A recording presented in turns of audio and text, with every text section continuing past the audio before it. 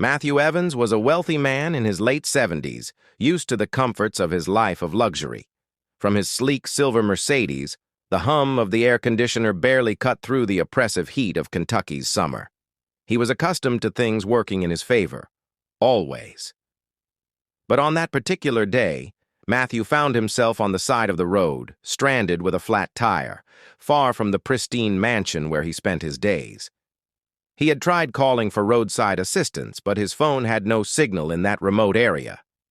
Frustration was beginning to take hold as he tapped his thumb impatiently against the steering wheel. The sweat on his forehead was starting to bead as the heat in his car grew unbearable. There was nothing to do but wait. Just as his irritation started to swell, a figure appeared on the horizon. A young boy, maybe 13 or 14, dressed in a faded t-shirt and worn-out sneakers, was walking down the road. His eyes locked with Matthew's, and the boy approached with an easy confidence that made Matthew pause. The boy took a brief moment to size up the situation before speaking. "Got a flat, sir?" the boy asked, his voice steady and calm. Matthew blinked in surprise, but he nodded. "Yes, I do. I was hoping to get some help, but my phone doesn't have any signal out here." The boy gave him a small, confident smile. "I can help with that. My grandpa taught me how to change a tire last summer." Matthew gestured toward the trunk, not sure what to expect, but feeling a strange sense of relief.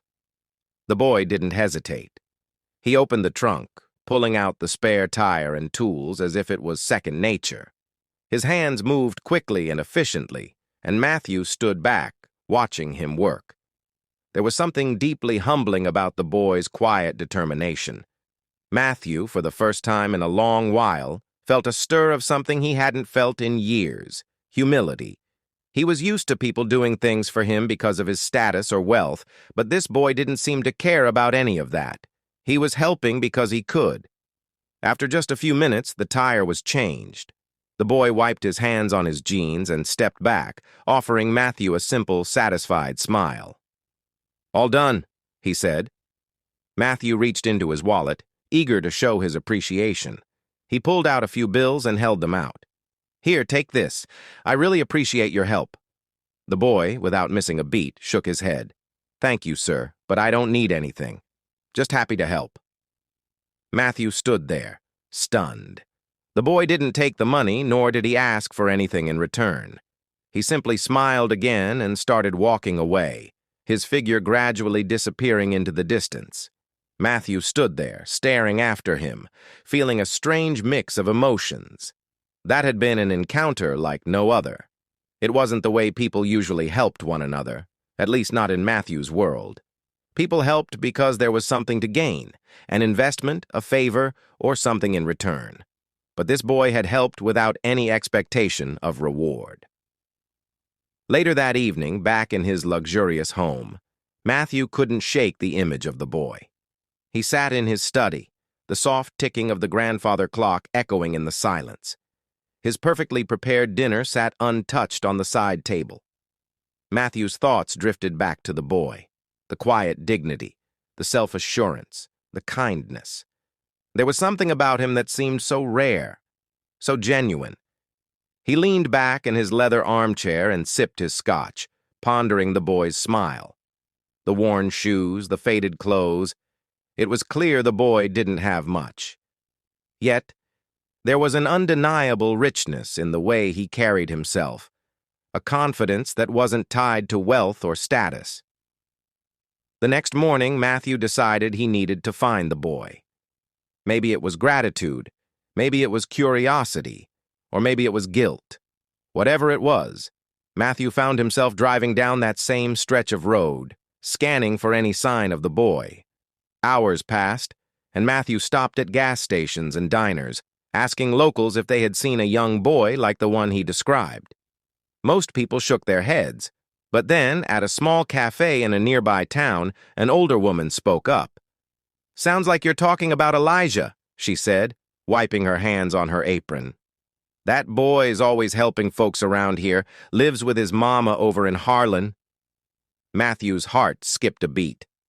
"Harlan?" he repeated, committing the name to memory. "Thank you," Harlan was about an hour's drive away, nestled in the foothills of the Appalachians.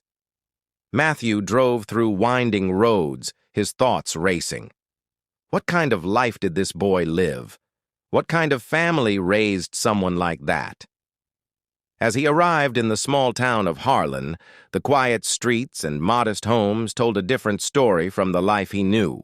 Matthew asked around until he was pointed to a small house at the edge of town. It was modest, worn but tidy, with a front porch sagging slightly under its own weight. He parked his car and hesitated for a moment before walking up to the door. After a few seconds, it opened to reveal a woman in her early 40s. She looked tired but kind, her sharp eyes assessing him with quiet curiosity. "Can I help you?" she asked. "Good morning," Matthew said, clearing his throat. "I'm sorry to bother you, but I believe I met your son yesterday. Elijah, right?" Her expression softened instantly. "That sounds like my Elijah," she said with a small smile. "He's always helping folks. Please come in. He's out back." Inside, Matthew followed her through the house. The furniture was old but clean, and the walls were decorated with family photos and children's drawings. It was a far cry from the polished surfaces and expensive artwork he had in his own home, yet there was a warmth in the house that was absent from his mansion. Outside, in the backyard, Elijah was working on a fence. When he saw Matthew, he looked surprised, but greeted him with an easy smile. "Hey, mister," Elijah said, wiping his hands on his jeans. "What are you doing here?" Matthew smiled back, feeling a little nervous. "I just wanted to thank you again. You helped me yesterday with my flat tire, and I couldn't stop thinking about it." Elijah shrugged, his expression unchanged. It wasn't a big deal, but to Matthew, it was a big deal. He looked around the yard, noting the patched-together fence and the overgrown grass. It was clear that Elijah's family didn't have much, but they made do with what they had. "You've got a good head on your shoulders," Matthew said. "Your mother must be proud." Elijah grinned, looking back toward the house. "She works hard. I just try to help out where I can." Matthew stood there for a moment, lost in thought. He remembered his own childhood. His parents had worked tirelessly to make ends meet. Over the years, he had forgotten the value of that hard work, caught up in the pursuit of wealth. Standing in this yard with this boy, it all felt so simple and clear. "I'd like to do something for you and your family," Matthew said at last. Elijah's mother appeared on the porch, calling Elijah in for lunch. She noticed Matthew and stepped outside. "Would you care to join us?" she asked. "It's nothing fancy, but you're welcome." Matthew hesitated. He was used to extravagant dinners in his mansion, not modest meals in someone else's home. But there was something in her voice, something sincere that made it impossible to refuse. "I'd like that," he said. The kitchen smelled of freshly baked bread and roasted vegetables. The table was small, surrounded by mismatched chairs, but it was set with care. Elijah joined them, and over the meal, Matthew found himself drawn into their conversation. Elijah talked about his school, his friends, and his dream of becoming an engineer. His mother shared stories of their community, of how the people looked out for one another. Matthew sat there, listening, feeling a warmth he hadn't experienced in years. For all his wealth and success, his own home felt cold and empty compared to this small house, filled with genuine connection. As they cleared the table, Matthew turned to Elijah's mother. "You've done a remarkable job raising him," he said. "He's got more heart than most people I know." She smiled, her eyes shining. "Thank you. He's a good boy, but we've had our struggles. We've learned to appreciate the small things." Matthew nodded, already making plans. He didn't want to give charity, but he wanted to give back in a way that felt meaningful. Elijah and his mother had given him a gift he hadn't even realized he needed, a reminder of what truly mattered in life.